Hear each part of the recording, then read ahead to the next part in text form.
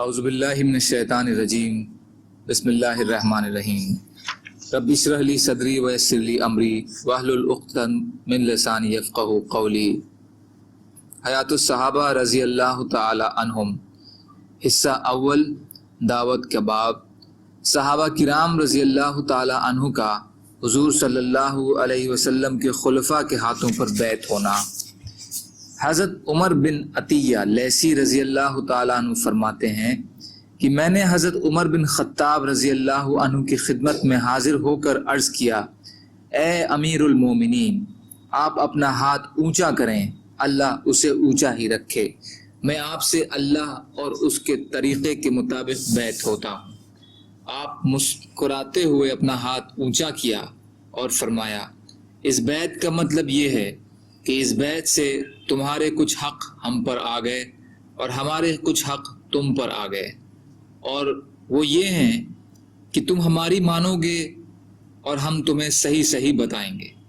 اور حضرت عبداللہ بن عقیم رضی اللہ تعالیٰ عنہ فرماتے ہیں کہ میں اپنے اس ہاتھ سے حضرت عمر رضی اللہ تعالیٰ عنہ سے اس بات پر بیعت ہوا کہ بات سنوں گا اور مانوں گا۔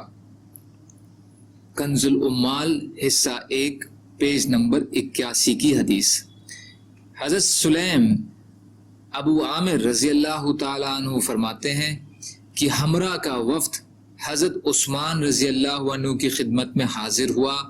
انہوں نے حضرت عثمان سے اس پر بیعت کرنی چاہی کہ وہ اللہ کے ساتھ کسی چیز کو شریک نہیں کریں گے، نماز قائم کریں گے، زکوٰۃ دیں گے، رمضان کے روزے رکھیں گے اور مجوسیوں کی عید چھوڑ دیں گے۔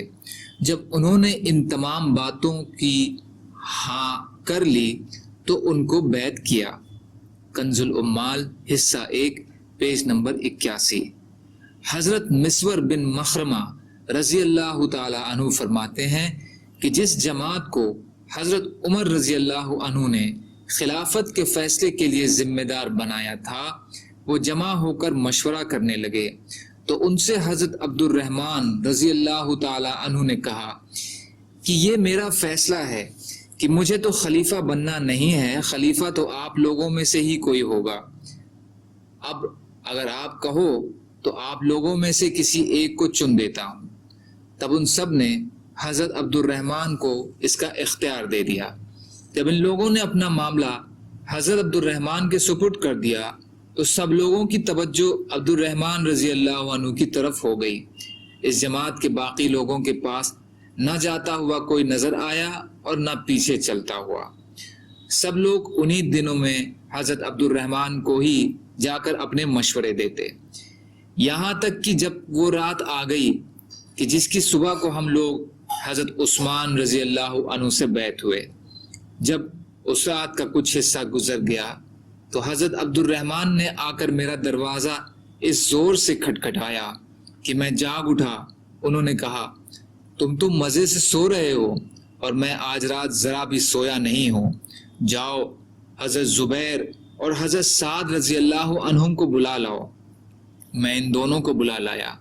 انہوں نے ان دونوں سے کچھ مشورہ کیا، پھر مجھ سے کہا، جاؤ حضرت علی رضی اللہ عنہ کو میرے پاس بلا لاؤ۔ میں ان کو بلا لایا۔ ان سے حضرت عبد الرحمن آدھی رات تک الگ الگ باتیں کرتے رہے۔ پھر حضرت علی رضی اللہ عنہ ان کے پاس سے اٹھ کر چلے گئے۔